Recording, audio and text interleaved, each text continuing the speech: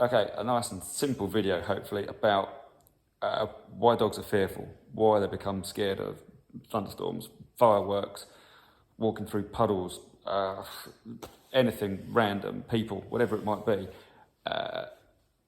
Yep, genetics is a thing. Of course it's a thing. In my experience, it's not the biggest thing.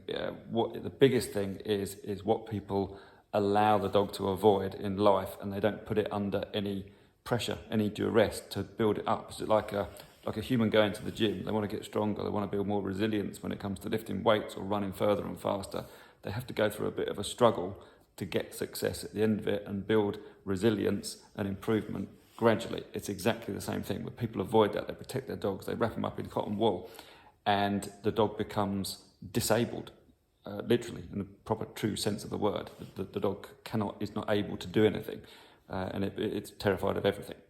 And just like humans, dogs need to go through things that make them nervous to realise that actually it wasn't so bad in the first place, and maybe I even want to do it again. So look at kids. They go to school. They might, I don't want to go, but then they have a great time because they play around with their mates. They have fun in class with the teachers, particularly at those really young developmental ages.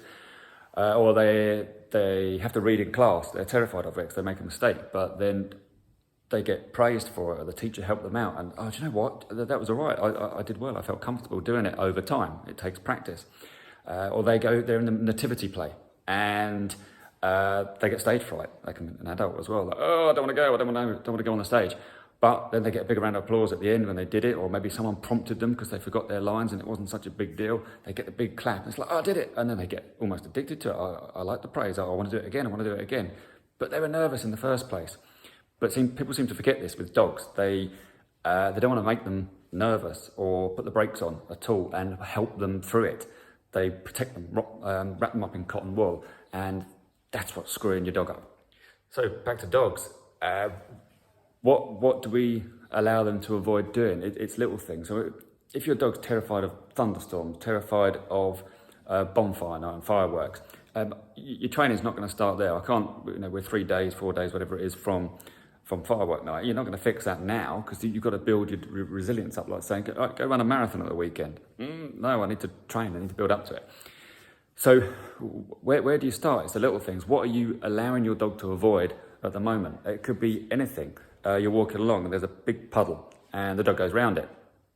Okay, it might seem inconsequential to you, but if you've got a fearful dog, that's where I'd be starting. And it might be inconsequential to a dog without problems, but that's where I'd be starting with a fearful dog. I don't know, walking across some strange gravel, a wobbly surface. The dog's like, or a grate, a bridge that's got metal on it or something like that, and water flowing underneath. The dog's like, I don't want to go. That's where I'd be starting. We're going, but the dog's got to figure out, I'm not just going to beast the dog and drag it across there and make it have an even worse experience. The dog's got to figure out, I didn't die, and have a successful outcome.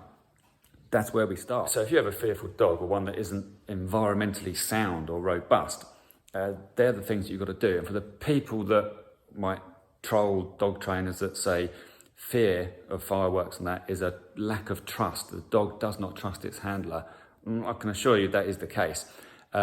Those people are the ones that wrap their dogs up in cotton wool. Avoid this, not necessarily through their own fault. They might have not been shown how to do it, so therefore they don't know any better. It's not a dig at them, I'm just telling you fact. The dog doesn't trust you, but you can gain that trust. But what you haven't done in your training, and what you need to do, is you have to knowingly and deliberately seek out and set up training situations and scenarios where your dog, it's going to be uncomfortable at a level that it doesn't cause it to lose its shit.